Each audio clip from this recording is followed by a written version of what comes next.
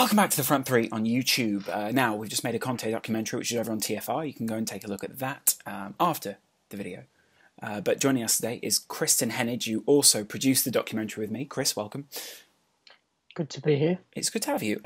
Now, we have a couple of clips that came out of that, and one of the key takeaways from the Conte doc was how he motivates his side and managed to get them to go for an entire season, if not more at Juventus, more at Italy, and how he made a team more than just a title winner.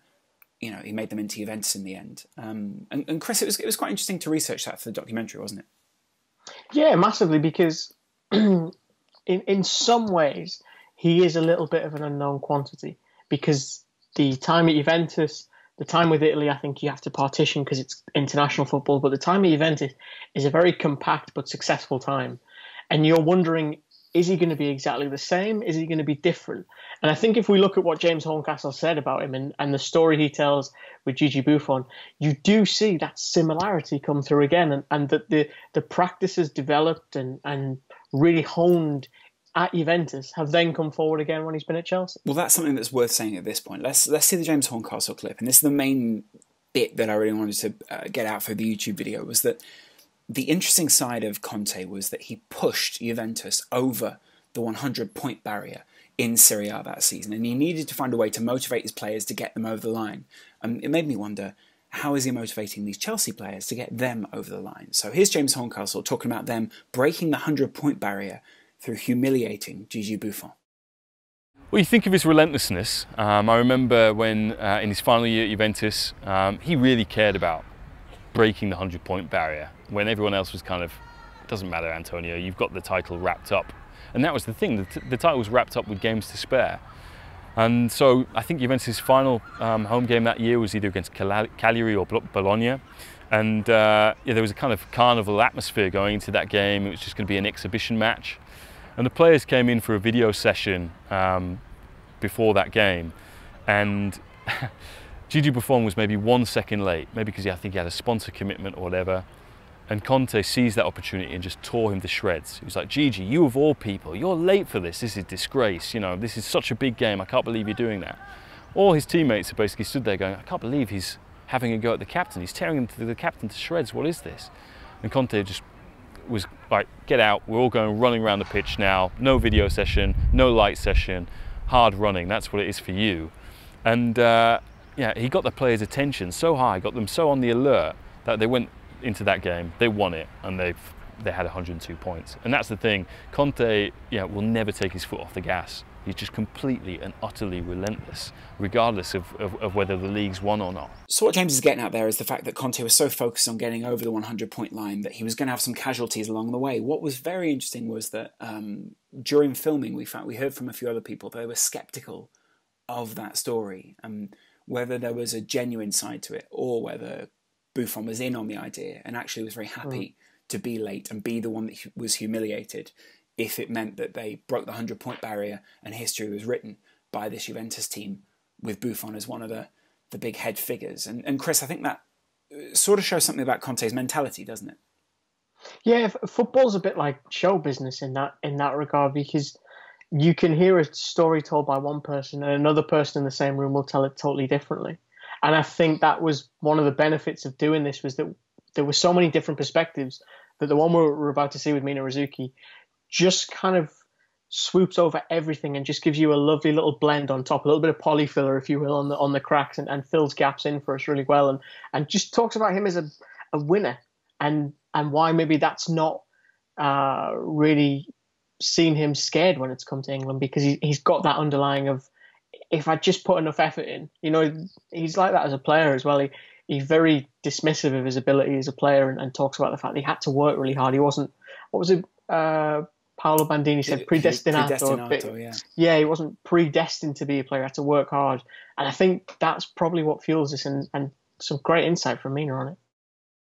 it's that kind of that desperation within where he talks about football 24/7. He just annoys everyone with, do you think I should have done this? And shall I play this type of formation? And he is a genuine winner. He cannot handle it if he's not considered the best. He has to be the man who revolutionized football. He has to be the man who overcomes all obstacles, technical limitations, and be the best because he always wants to be the best. And I think the great story is that sometimes that means, overcoming loyalties. He's not exactly the most loyal. And nothing says it better than, I think it was in 97 when he was at Juventus. He was a football player at the time, and they were playing Lecce. I mean, the difference between Juventus and Lecce is just like, it's a bit like Sunderland, Chelsea at the moment. It's a huge difference, basically. And there he is. He scores the second goal against his home team, the place that he's from, and that's huge in Italy. Where you are from is key. You'll see players like Lorenzo Insigne who want to die at Napoli, or because you love the place that you're from. So he scores a goal against them, which you would expect. It's Juventus, right? They're going to win over Lecce, and he celebrates like he's just won the World Cup, and he just runs across the pitch, and he's like gesticulating as if he's lifted the most coveted trophy in the planet.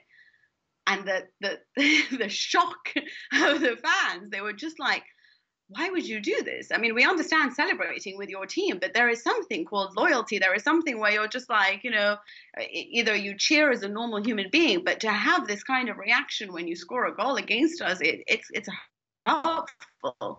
And then he took on Bari. He became their coach. And of course, that's their rivals. They despise Bari. And it's the stories of the fact that, for example, he coached Juventus captain and then had talks with Milan about taking over just after he led Juventus back to glory.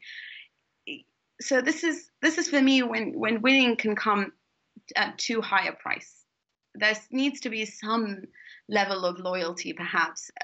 But I guess if you're a real winner and you don't care about anything except glory, then there's no better man, and there's no man that I would genuinely say describes that or fits the bill perfectly than Conte. He wins the trophy, and he'll do it if he has to step on your back to get there. He genuinely cannot bear the thought of coming second or losing.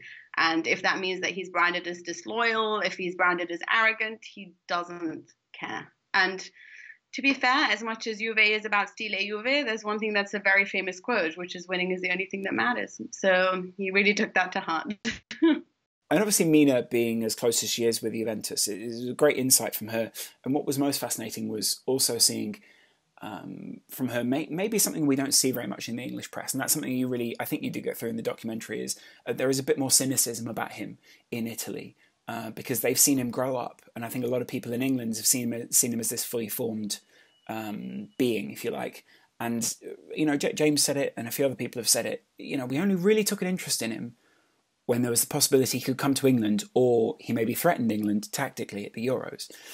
And so what was interesting was also hearing from Paolo about the time when, well, first of all, it was just a little offshoot about how he was talking about Lazio and how he was, they just won the title with Juve, and he was so uninhibited that he was going out to the cameras and talking about Lazio, which sometimes isn't the best idea in Italy. And there's still things, I don't know if I've got one that's got great payoff. I mean, he when he was a player, I'm trying to remember the exact year, it was a season when Juventus pipped Lazio to the title, and there's sort of an iconic moment where he comes out of the dressing room and he's covered in champagne, and he's basically crowing about how he's loving it, and his teammates all drag him back into the change room because they think he's about to kick off an incident with Lazio by going off at the camera. And then at the same time, Paolo also told a story about being at a wedding, your own wedding, and being expected to be at training camp the next day by Antonio Conte. If you want to get an idea of who Antonio Conte is, there's so many little stories that you can tell about winning and about how relentless he is in the pursuit of that. I think one of the fun examples that comes up is Mattia Destro, the now Bologna striker, talking about the opportunities he had to play for the Italy team under Conte, and at one point being called up for a training camp at a time that was going to clash with his wedding day. And as Destro tells it, in the end, Conte said, all right, basically you can get married, but you've got to be here the next day. And he was given a 5 a.m. call in the morning to make sure that he was going to be on his way to training camp. And when Conte was asked about it afterwards, he was like, well, if I'd had my way, he would have been here as soon as he cut the cake. So I think that gives you some idea of how serious Conte is about his work and about making sure that nothing else gets in the way of it. And Chris, I think it's great because all these stories are something which seems to be building towards the end of Chelsea's season. Now, whether they win it or not is almost irrelevant. It would be seen as somewhat of a title crumble at this point. But the point is with Chelsea that they've got a guy who knows how to push the team over the line. And you see that passion. You see the fervour with which he's driving the team. And all of those stories seem to be sort of coming through in one way or another. And we're getting a richer picture of Conte the man. Massively.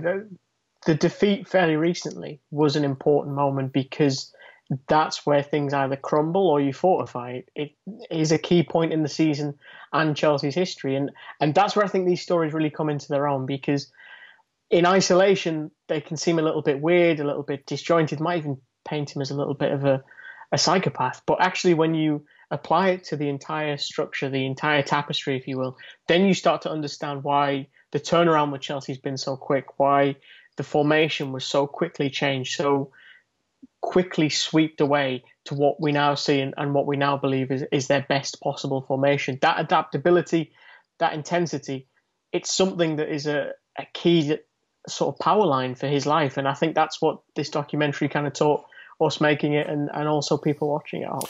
We'll go and take a look. It's well worth a look over on TFR, even if we do say so ourselves. And what we were interested in from you guys to finish off is who you think he would have picked on within the dressing room and what you think he would have done to them to get Chelsea over the line.